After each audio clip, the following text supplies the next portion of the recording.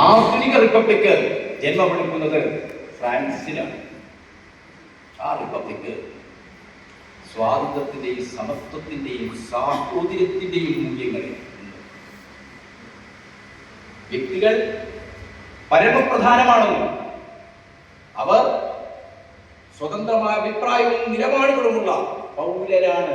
അപ്പൊ ആധുനിക റിപ്പബ്ലിക് എന്ന് പറയുന്നത് ആധുനികമായ ഒരു സിവിൽ സൊസൈറ്റിയാണ്, പൗരസമൂഹം. ഈ യൂറോപ്യൻ വിപ്ലവത്തിന്റെ, ഫ്രഞ്ച് വിപ്ലവത്തിന്റെ അടക്കമുള്ള ചരിത്രത്തിലെ അനവധിയായ അനുഭവങ്ങളെ സാംശീകരിച്ച നേതാക്കളാണ് ഇന്ത്യൻ റിപ്പബ്ലിക്കിന് ജന്മം കൊടുത്തത്. നിങ്ങളുടെയൊക്കെ ലൈബ്രറികളിൽ ഹിസ്റ്ററി ഓഫ് ഇന്ത്യ ഉണ്ടാവുമല്ലോ അല്ലേ, ഗ്ലിംസസ് ഓഫ് വേൾഡ് ഹിസ്റ്ററി ഉണ്ടാവുമല്ലോ.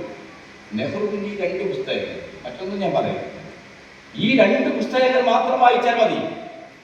ഗ്ലിംസസ് ഓഫ് വേൾഡ് ഹിസ്റ്ററിയിലൂടെ ലോകമെമ്പാടും മാനവികത ആധുനികതയിലേക്ക്, ജനാധിപത്യത്തിലേക്ക് എങ്ങനെ വളർന്നു വന്നു എന്നാണ് മഹാനായ ദിഷണാശാലിയായ ഇന്ത്യയുടെ പ്രഥമ പ്രധാനമന്ത്രിയായിരുന്ന ജവഹർലാൽ നെഹ്റു വിശകലനം ചെയ്തു.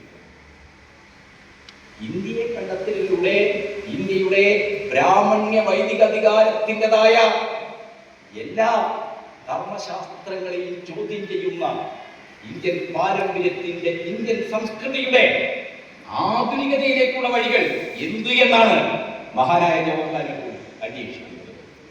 1950 അധികാര കൈമാറ്റത്തിന് ശേഷം, സ്വാതന്ത്ര്യത്തിന് ശേഷം 1950 ജനുവരി 26 ഇന്ത്യ ഒരു ഭരണഘടനയെ അംഗീകരിച്ച് ഒരു റിപ്പബ്ലിക്കായി. ആ റിപ്പബ്ലിക്കിന്റെ ആശയങ്ങളാണ്, അതിന്റെ സാംശീകരണ സംഹിതയാണ് ഇന്ത്യയുടെ ഭരണഘടന എന്ന് പറയുന്നത്. ആ ഭരണഘടനയിലെ ആശയങ്ങൾ എങ്ങനെയാണ് വന്നത്?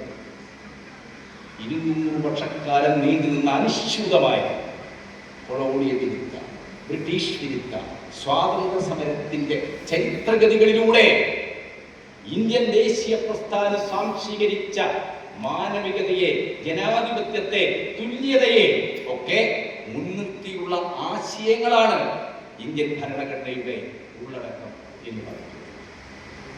ഇന്ത്യൻ ഭരണഘടനയുടെ, ഇന്ത്യൻ റിപ്പബ്ലിക്കിന്റെ ഏറ്റവും പ്രധാനപ്പെട്ട കാഴ്ചപ്പാട് എന്താണ്? നമ്മളെല്ലാം ഇന്ത്യക്കാരാണ്.